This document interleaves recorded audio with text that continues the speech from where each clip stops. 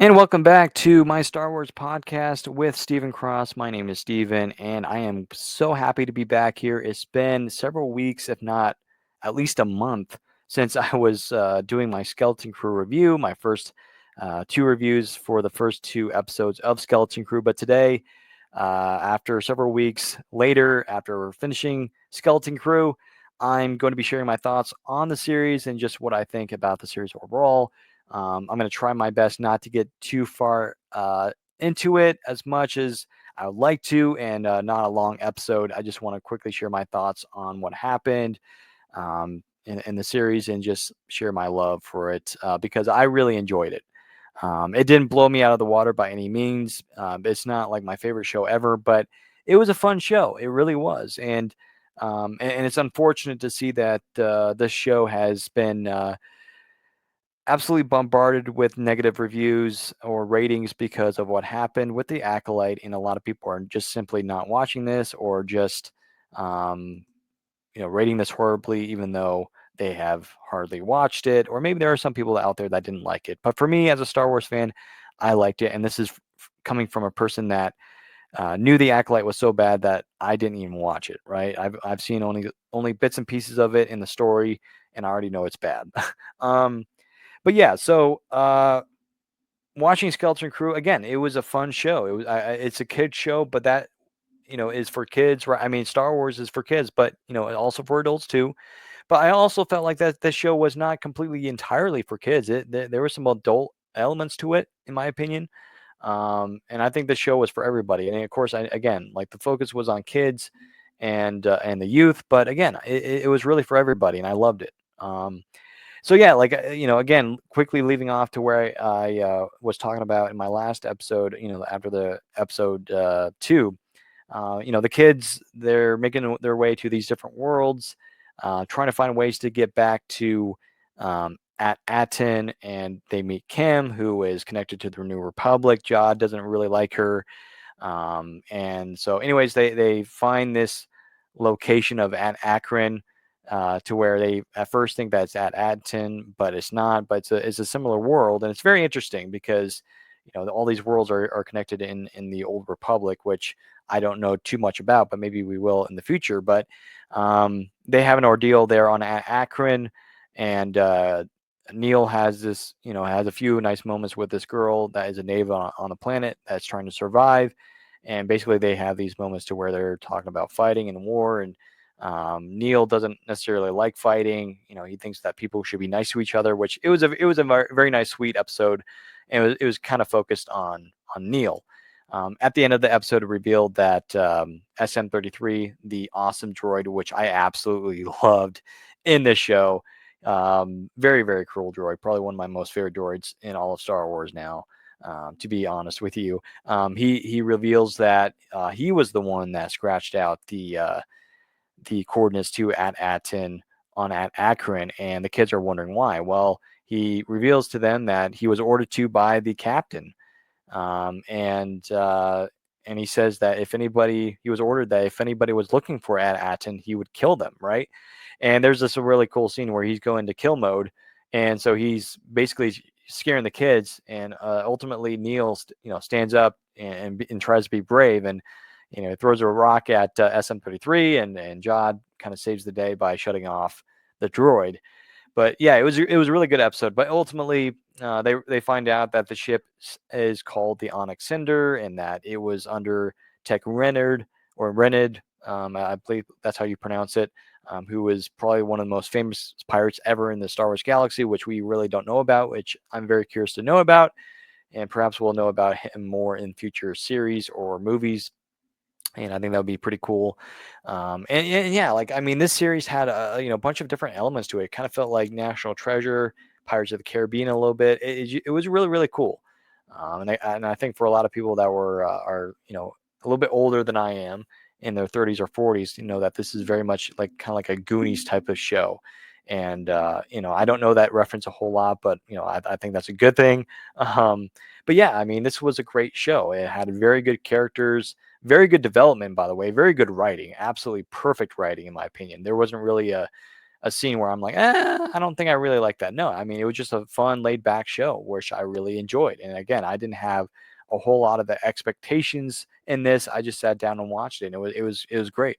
And honestly, I feel like Star Wars fans should be doing that more. Is not to have as much as expectations, because I feel like when you have expectations, generally you're going to be let down, right? Or they're not going to happen. So maybe we should stop doing that, you know? So anyways, yeah, so they go to this, new, this neutral planet to where they're trying to find the coordinates of at Aten, and SM-33 reveals that this planet has this place, Skull Mountain, I believe that's what it's called, to where Renard hid the coordinates, and now it's kind of like a play. It kind of reminds me of Candle Bite a little bit, in episode 8.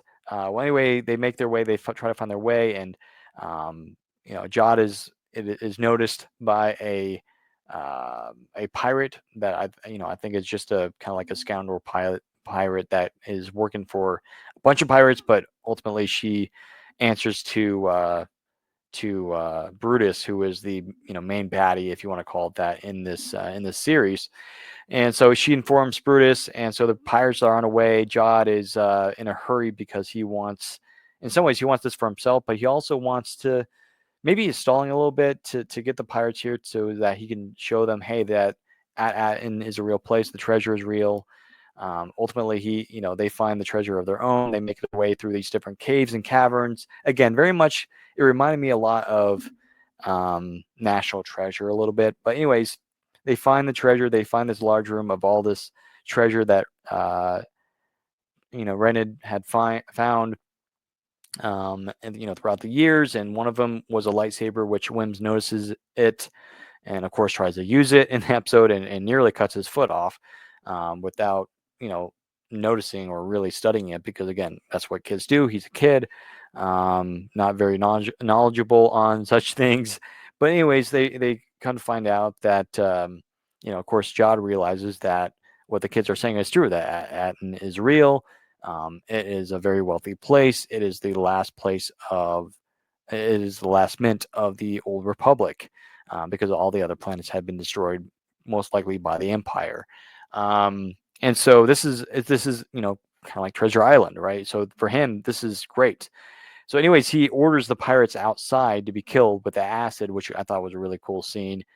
And all of a sudden, the kids are kind of worried that, hey, they feel like Jod has something up his sleeve, that he's going to betray us. And so Fern, KB, and the kids are like asking or telling him, hey, you're going to help us, right? You're going to help us get back to Aten.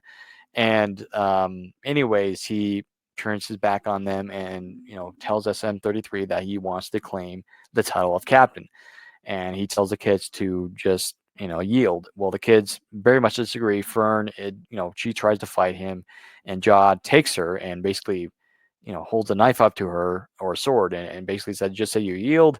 And ultimately she yields. And Wim, the Wim finds a little bit of a thing. He hits a thing on a table that opens up this trap door that they escape. Well, Jod now has the lightsaber now, which is not so great news. But yeah, so um, anyways, it basically leads into the other episode where the kids, they are able to get off world by capturing the ship from near destruction, which is kind of cool. It wasn't a super duper slow episode, but it was kind of like it kind of was a filler one, in my opinion, just a tad bit of a filler, but it was still a good one. Jod, after getting all this treasure in that room, he comes up back to the surface, up to the landing pad, and is arrested by the pirates that remain, including Brutus, and basically, he's captured.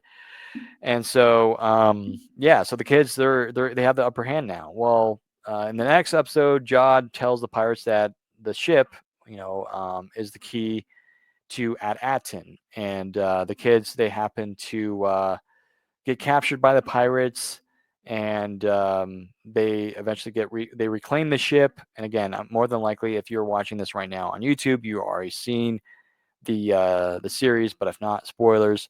But anyways, the kids, they get captured at first by the pirates and Brutus, but Brutus is killed by Jod, and Jod takes over the mantle as the new leader of the pirates. Well, the kids, they are able to escape, and by unclaimsies, they use the unclaimsies word against Jod, and now they are the captain of the Onyx Cinder. SM-33 joins the kids, and they head off to At-Aten, and they get down there safely. They pass through the barrier, and the kids are excited, and now they're free from the pirates. They don't have to worry about that until Jod, it reveals that Jod had, secretly boarded that ship before it had left, right after he had been knocked out by SM-33.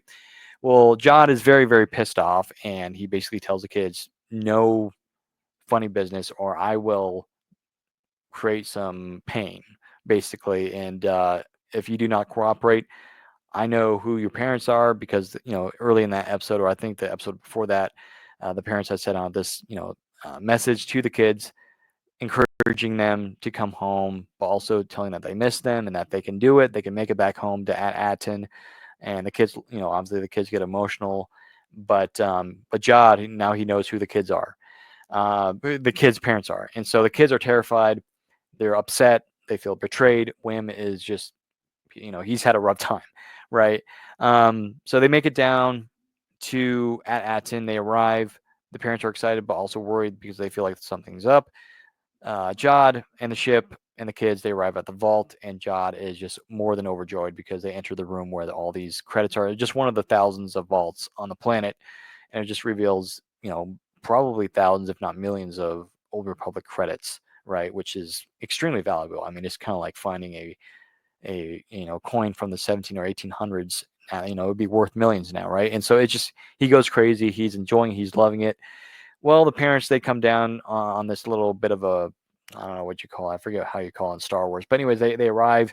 They meet up with the kids at the ship near the vault, and Jude walks out. Jude Law's character, Jod, walks out, and kind of he has a upset, but also kind of like a grinning face, knowing that it's kind of like a face like, you made a mistake. I'm gonna do something here, or he's just pissed off. Well, anyway, he ignites the lightsaber very, very epically, and that ends the second to last episode.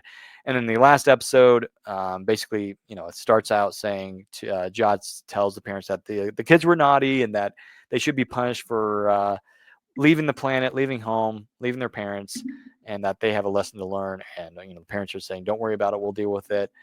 And ultimately, Jod is like, "Hey, I want Fern to come with me to learn about responsibility." And so Farah, she comes along, the mother of Fern, and all the other kids are free to go, which I thought was very. And I know some people are upset that why didn't Jod kill the parents and the kids right then and there at the start of the episode? Well, again, first off, it's a kids show, but also second, we'll get to this in a minute, but I think it's kind of clear why he didn't kill them, because I think there was a reason to why he didn't kill them. But anyways, Wim's back home, and the dad's kind of back in his normal phase of like, hey, nothing like a home cooked meal, and Wim's like, hey, we need to save Fern, we need to save the town, because this guy's a bad guy. Well, these white droids now somewhat answer to the emissary, because he happens to tell the droids that if these kids say anything, basically that he will be informed. So yeah, like, this is no funny business. Well, anyways, they meet the supervisor at the top of the tower, kind of like what you see on Akron, and this supervisor, who I thought maybe could be connected to the sequel trilogy a little bit. I think some people were thinking about that. Some people thought it would be the pirate, Tech Renard, which was not. It was just a droid, which I was okay with. I mean, again, I didn't have any huge expectations of who it could be, but anyways, Jod is just like, they're ruled by droids. This is a perfect opportunity for me just to get rid of them, or rid of the supervisor, so I can have control. Well, anyways, the supervisor notices a few little things about Jod that might not be true. So he tells them, well, the last time that we were informed by the Republic, we were informed that the Jedi can't be trusted, that they're traitors to the Republic. Well, so the supervisor is like, which one are you not telling me the truth about you being an emissary, or about you being a Jedi? And so Fern, she screams or yells, saying that Jod is he's just on Akron, or he's a pirate and he wants to get inside the vault and get the money and take it for himself. And so the supervisor is like, I knew it. He orders the droids to capture him and basically kill Jod, right? Or at least capture him. Well, very easily, Jod ignites his lightsaber and destroys the supervisor droid, and now he's really really pissed, and because now it's now revealed that his full intentions are known, right? And so by doing that, by destroying the supervisor droid and all the systems and everything, the entire town shuts down, right? Which again, he runs it, right? I mean, again, this plan has been nurtural, it's been hidden for how many years, right? And so not really, nobody really knows about it outside of Atton, right? So anyways, the kids, they're trying to help, they're trying to get off the planet to let the New Republic know that, hey, we're being attacked by pirates. Jod sends down the pirates, they arrive, he opens up the barrier to allow them to enter. The pirates start berating the city, and it's a really great film. A really great, what should I say? Not a great film, but it's more of the cinematography is just excellent. The visual effects is just fantastic, I thought, overall in the series, but especially in this final episode. But the pirates are attacking. The kids are trying to find a way to help Fern and to save her and Farah. Neil, he goes to the little turret, which I thought was really really cool because again, there was a turret just like that on Akron. He uses it to distract the pirates from the Onyx Cinder escaping with KB and SM-33, who had survived. He's holding his head. It was really really cool that he survived that because I mean, even when he was cut. His head was cut off. I knew that he was probably going to survive because again, it's not like he should be dead. No, droids can still be alive even if they're cut down. I mean, look at battle droids. Battle droids from the Clone Wars were put to get back together by some pirates, right? I mean, if you go to Jedi Survivor, the video game, right? I'm sure some of those droids that were under Dagan, right? I'm sure they were, rebuilt, if you want to call it that. So, anyways, yeah. So Wim and his dad, they arrive at the supervisor's tower, and they basically are trying to find a way to open up the barrier, which to allow them to come in, and they have to do certain things and distract Jod. Well, obviously there's a bunch of drama. Well, anyways, they open up the clamps. Wim's dad is able to open up the clamps on the Onyx Cinder for it to escape. KB and SM-33 go into space. They inform Kim, tell him that Jod and the pirates are attacking at Atton, and that they are going to open up the barrier so that the New Republic can get in. And so it's very much kind of like Rogue One-ish. All they need to do is open up the shields to allow the ships to come in. And again, there's a bunch of drama. And this is where the really interesting thing about the entire series really was, and this is where Jod reveals who he truly is, or who he truly was at one point. Because again, it really goes back to as far as the trailers, when the trailers were coming out for Skeleton Crew, maybe even before that, when this was in development, of who is this guy, who is Jod Nanawood, who is this guy? Is he just a pirate? Is he just a scoundrel? Who is he? Well, he reveals to Wim in a very powerful, somewhat of emotional scene, because Wim really looked up to Jod in a majority of the series, because Wim thought he was a Jedi, and Wim tells Jod that you're no Jedi, and Jod actually tells him that he was trained to be a Jedi. He was found by a Jedi when he was very very young, and probably had some sort of training. By the way he said it, had a little bit of training before the clones, and I think he said they, but he said they found her, and they made me watch her die, basically. So he watched his Jedi Master die during Order 66, and so yeah, he was probably on Coruscant more than likely, but he could have been on another planet, kind of like Caleb Doom, right? In Rebels, right? To where he saw it, or in Bad Batch, to where he saw his master die. Um, but yeah, I thought that was really, really cool, and I really like that little bit of a somewhat of an Easter egg in there. Um, and also too, the lightsaber that Jod has that was found in the treasure place on that planet in the early episode where they discovered um, the hologram of Tech Rened and the hologram image of the coordinates for At-Atin. It shows that the lightsaber is gold and white, which I think it's automatically a symbol of the Old Republic because, again, another Easter egg for um, Jedi Survivor, which I absolutely love that video game. It's other than both Jedi Survivor and Jedi Fallen Order are easily my favorite Star Wars video games ever of all time, and I hopefully they get out with the new one, the third one, soon in the next couple of years. But anyways, it reminded me of Dagan Gera of his lightsaber or something that you would see from the Old Republic, and I think it's very much an Old Republic lightsaber. And so that made me question, okay, well, Tech Renard or Renard, how you pronounce his last name, is he an Old Republic pirate? Um, and I don't think so necessarily because I don't think it would be that old. I mean, he could still be because again, for some pirates, he was a legend. He was a story, and some believed it, some didn't. So maybe this guy was around in the prequel trilogy era, or maybe even in the Old Republic era. So that's why I'm like, oh, maybe he is Tech Renard is a Old Republic pirate.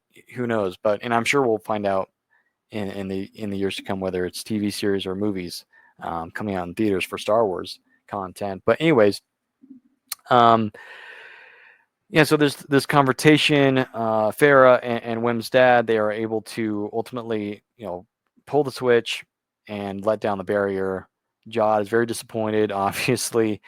But anyways, Wim, he the lightsaber during the drama during the little fight, the lightsaber was knocked out of the hand of Jod, and now Wim has it, and this time he correctly holds it and ignites it. And this is where the only critique that I have about this, again, it's a kid show, but the only critique was that Jod, he looks at Wim and just throws away his blaster, kind of like he surrenders.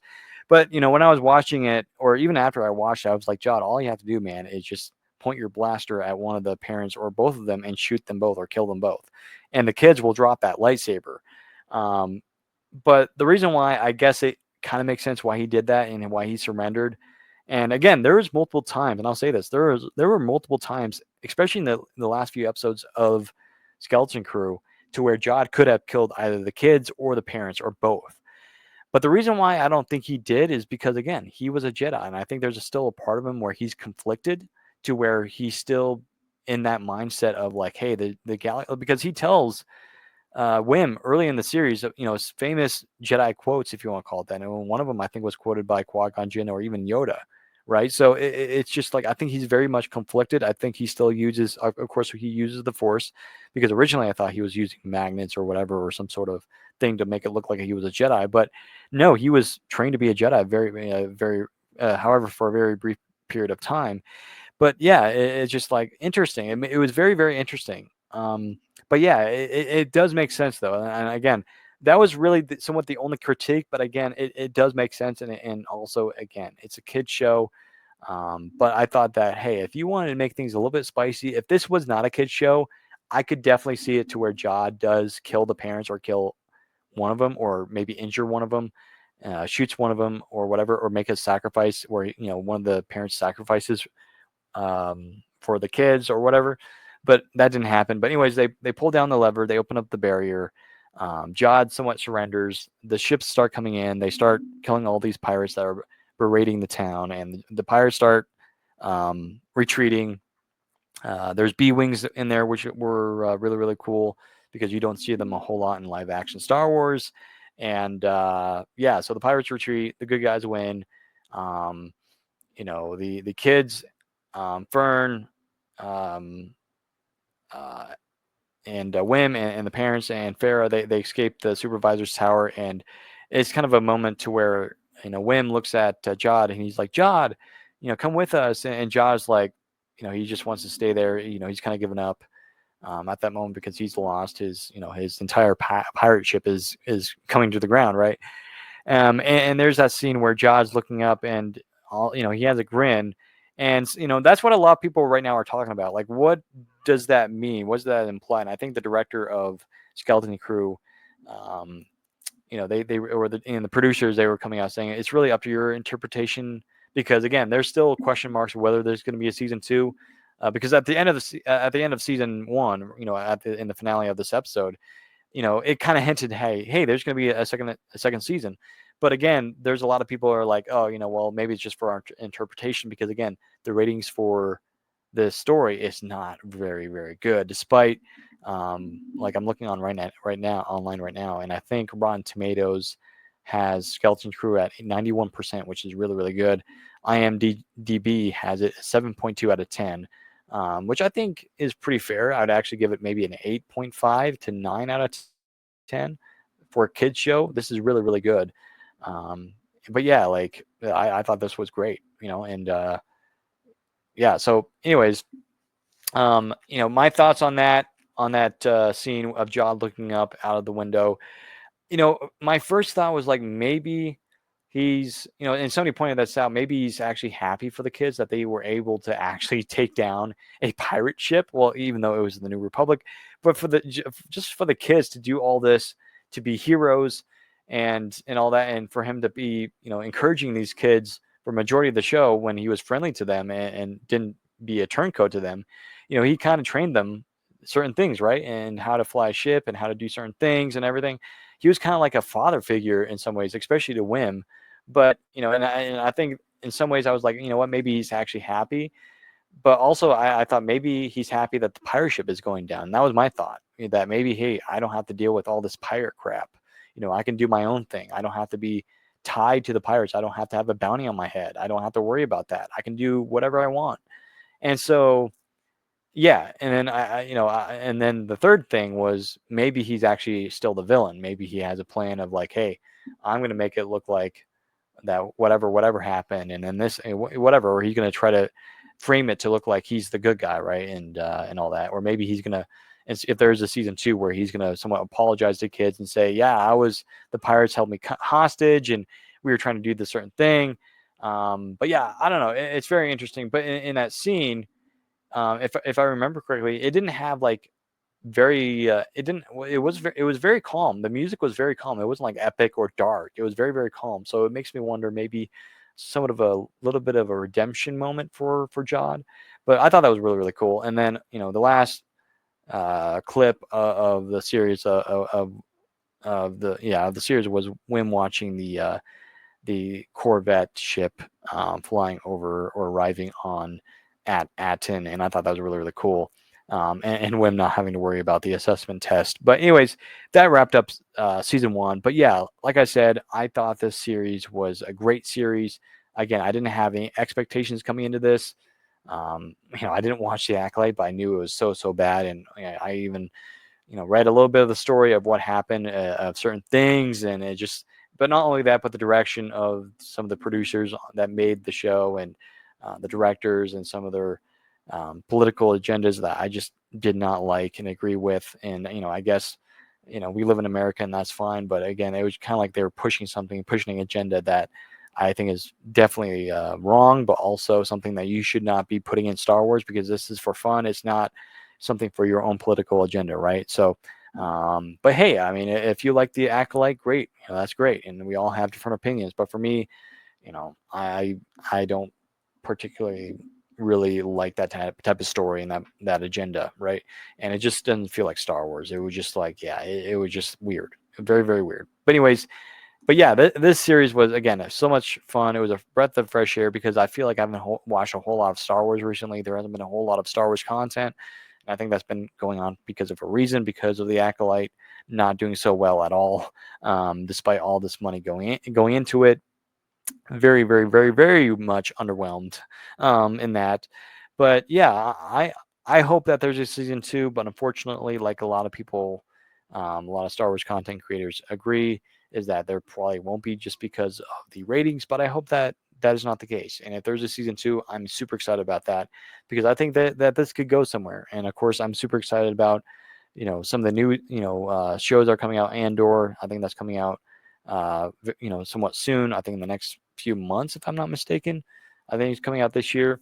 And then Ahsoka, that'll be coming out. I'm looking forward to some of these series that might lead into, well, especially some of the post original trilogy series and movies that might tie in a little bit into the sequel trilogy. Because again, I somewhat enjoy the sequel trilogy minus Episode 8. But anyways, again, it was a great show. Loved it. And it kind of brings back the fun of Star Wars. It really does. And so that's the great thing about it.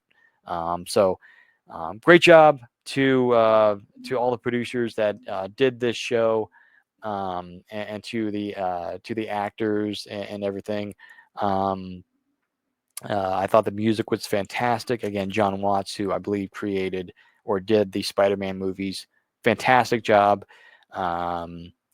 And yeah, again, the cinematography was excellent, and yeah, it was really really good. So if you have not seen Skeleton Crew, I would check it out. And I know some of you Star Wars fans might be reluctant to do so just because of the acolyte, but hey, again, I would recommend watching this. It's fun. I think you might enjoy it. Again, go into it with a mindset of like, hey, this is a kid show. But at the end of the day, there's some definitely some adult themes to it, to where we can learn from and enjoy. So that was just my thoughts on that. So, anyways, I think that's going to wrap up today's review episode for the Skeleton Crew, and that will be our final review episode of the Skeleton Crew until hopefully we get a season 2. If not, it's been wonderful time these 2 episodes of doing these reviews for the Skeleton Crew. In terms of Star Wars content on my channel here, yeah, so I think a few weeks ago we did a Jedi writing room, and I didn't like the way I did it. I think next time I do Jedi writing room, I will not be talking as much. I'll just be writing, because I think there was a lot of moments in the live to where I was like, I was just like randomly just mumbling random words, and you couldn't really hear what I was saying. It was just a bunch of humbo jumbo stuff. But next time, it'll probably be more like muted. But for some reason, music wasn't playing in the background. I don't know why, but if not, I think Jedi writing room will be something to where maybe I won't be writing, but I'll be coming up with ideas of what I might do, or talking to ChatGPT or something like that. But yeah, and other Star Wars podcasts. Again, I'll think of other Star Wars podcasts I can do. I might eventually do one to where I show you my rankings of my Star Wars shows and movies and share my thoughts on that, or maybe we'll do a live ranking, if you want to call it that, or a live tier list for that, for those Star Wars movies and TV shows. So, I'd like to do that soon.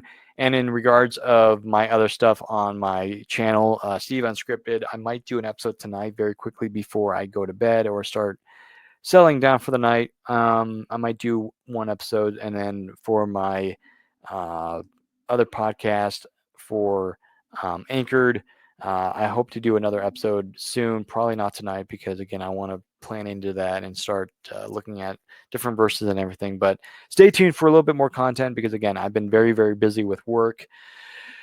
So hopefully I get some time to do that. And then for Steve Unscripted, again, I would like to do an episode to where I talk about certain things that are going on with my hobbies, if you want to call it that, with Star Wars writing, and even on this Star Wars podcast, but also talk about some of my sports stuff that I'm doing right now. So, and some of my, stuff that I have planned coming up. So that's something to look out for. But anyways, folks, thank you so much for listening to this review of the Skeleton Crew. Again, I really enjoyed it. To rank it, if I had to rank it, or if I had to give it a rating, I would give it a solid 9 out of 10. Again, for what it is for a kid show, I'd argue put it at 9.5 out of 10. I thought this was great. It didn't blow me out of the water by any means of the imagination, because I wasn't expecting like a horrible show, but it was just like, hey, this was a good show. So hats off to the people that made this show, and the people that wrote it. I thought they did an excellent job. So hopefully we see some more of that in Star Wars in the near future. So again, I'm super excited for Andor and for Ahsoka, and hopefully we see some better writing and better execution in that, especially in Ahsoka, because Andor, I really liked Andor. Even though it's more for adults.